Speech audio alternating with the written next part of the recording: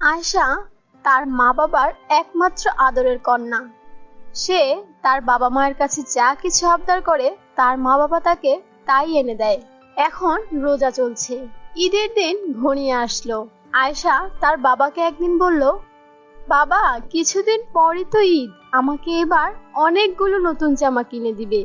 ঠিক আছে আমার প্রিয় কন্যা, অবশ্যই আমি তোমাকে এবার ঈদে অনেকগুলো জামা কিনে দেব। কাল সকালেই আমি তোমাকে নিয়ে মার্কেটে যাব। এই বলে বাবা মেয়ে রাতের খাবার শেষ করে ঘুমাতে যায়।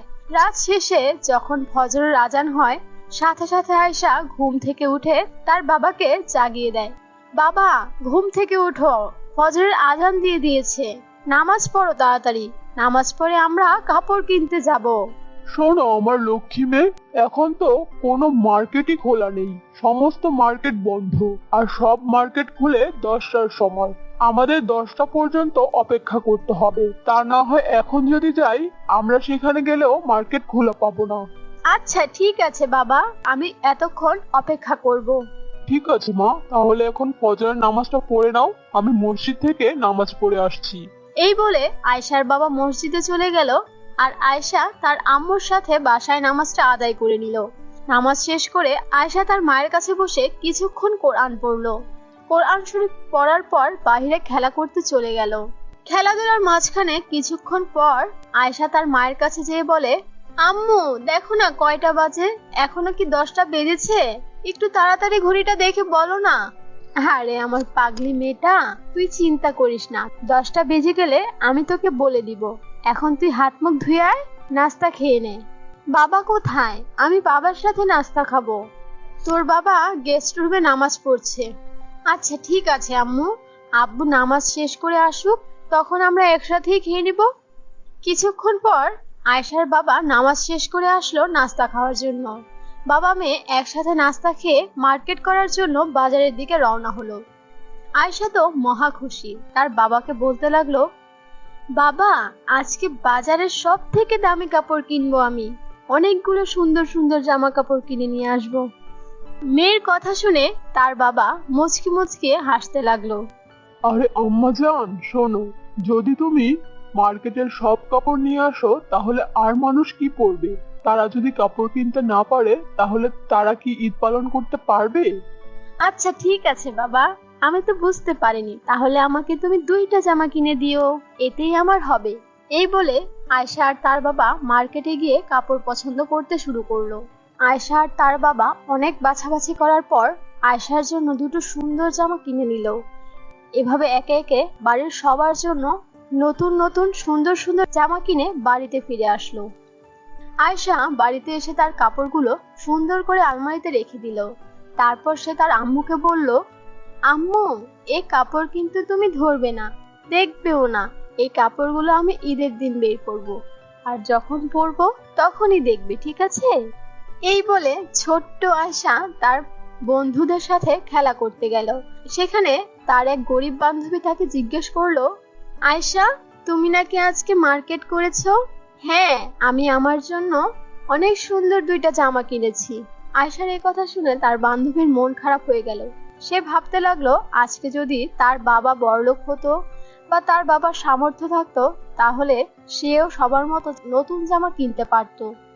আজকে আমি গরিব বলে এবার ঈদেও আমি নতুন জামা কিনতে পারবো না। মনে হয় আমাদের জন্য ঈদ না, সব ঈদ বড়লোকেদের জন্য। জানি না আল্লাহ আমাদের কবে তৌফিক দিবে ঈদের মধ্যে নতুন জামা কেনার। এসব ভেবে আয়শার বান্ধবী মন খারাপ করে বাড়িতে চলে গেল। বাড়িতে গিয়ে সেই মেয়েটি ভাবতে লাগলো, আচ্ছা, আয়শা তো 2টো ঈদের জামা কিনেছে, আমি যদি ওর থেকে একটা জামা চুরি করে নিয়ে আসি, তাহলে আমিও তো সুন্দরভাবে সুন্দর জামা পরে ঈদ কাটাতে পারবো। এই কথা ভেবে সেই মেয়েটি আয়শার বাড়িতে যায় কাপড় চুরি করার জন্য। আয়শার মা যখন বাড়ির বাইরে কাজ করছিল এবং আয়শাও তার মাকে সাহায্য করছিল কাজে, এই সুযোগ পেয়ে আয়শার সেই বান্ধবী ঘরে ঢুকে আয়শার একটা নতুন জামা চুরি করে নিয়ে যায়। আয়শা প্রত্যেকদিন সকাল আর বিকাল এবং রাতে ঘুমানোর আগে তার নতুন জামাগুলো দেখে আর আনন্দ করে। ওই দিনও সে ঘুমানোর আগে তার নতুন জামা দেখার জন্য আলমারি খুলে, আর আলমারি খুলে দেখলো সেখানে তার আরেকটা জামা নেই। এটা দেখার সাথে সাথে আয়েশা অঝরে কাঁদতে লাগলো আর তার বাবাকে বলতে লাগলো, বাবা, আমার আরেকটা জামা কোথায়? আমি তো আলমারির মধ্যেই সুন্দর করে গুছিয়ে রেখেছিলাম, কিন্তু এখানে একটা জামা খুঁজে পাচ্ছি না। তুমি কি আমার একটা জামা নিয়ে গিয়েছো? না মা, আমি তোমার জামা নিয়ে কি করব? হয়তোবা তুমি কোথাও হারিয়ে ফেলেছো। বাবা, আমি তো এই কাপড় কখনোই পরিনি। আমি কোথায় হারাবো বলো? আমি তো বাহিরেও নিয়ে যাইনি। আমি তো আজকে সকালেও এই কাপড়গুলো দেখেছি, কিন্তু এখন কোথাও খুঁজে পাচ্ছি না। আয়েশার কৌতূহল হলো। সে বুঝতে পারলো যে তার সেই গরিব বান্ধবীটা তার কাপড় চুরি করে নিয়ে গিয়েছে। আয়েশা তার সেই বান্ধবীর বাসায় গিয়ে খুঁজতে লাগলো আর বলতে লাগলো, তুমি কি আমার বাড়িতে এসে আমার জামাটা নিয়ে গিয়েছো? না, আমি তোমার কাপড় নিব কেন? আমি তো তোমার কাপড় নেইনি। আয়েশা মেয়েটির কোনো কথাই শুনলো না। তার বাড়িতে অনেক খোঁজাখুঁজি করতে লাগলো। তারপর সে তার কাপড় তার বান্ধবীর ঘরের ভেতরেই পেল। কাপড় পেয়ে আয়েশা তার বান্ধবীকে বলল, তুমি এই কাজটা কেন করলে? তুমি কেন চুরি করতে গেলে? চুরি করা তো মহাপাপ, তুমি এটা জানো না? জানো আমার জামাটা হারিয়ে যাওয়ার পর আমি কত কষ্ট পেয়েছি? আয়েশার সেই অসহায় বান্ধবী মিতা ধরা পড়ে কান্না করে দিল।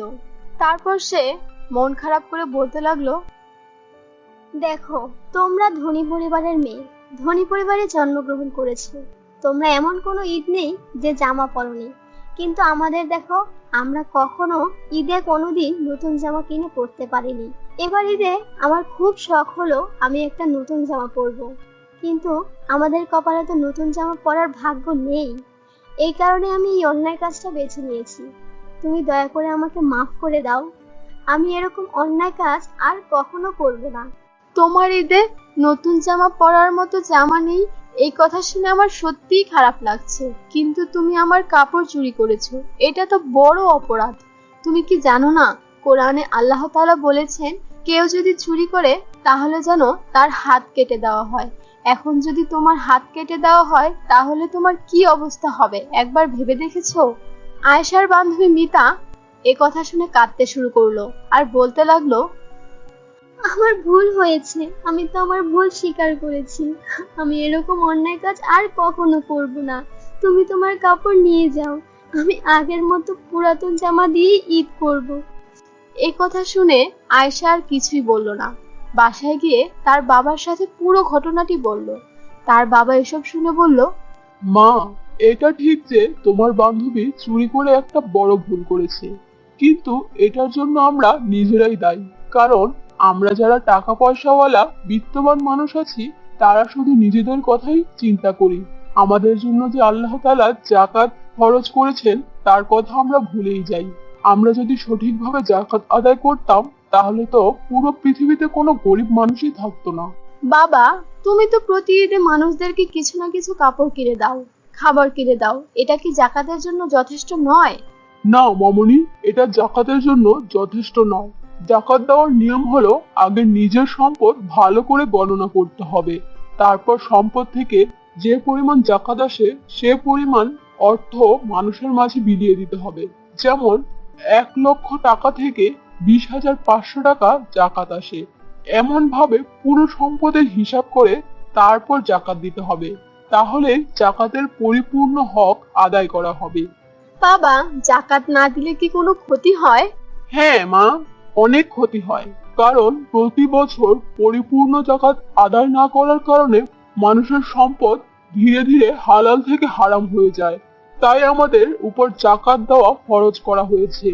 বাবা, তাহলে তুমি এবার তোমার সম্পদ থেকে যাকাত আদায় করো, আর তার সাথে যাকাতের টাকা দিয়ে আমার বান্ধবীকেও কিছু জামা এবং খাবার কিনে দাও। ঠিক আছে মামুনি, আমার যাকাতের টাকা থেকে আমি গরিব ও অসহায়দের জন্য এবং তোমার বান্ধবীর জন্য মার্কেট করব।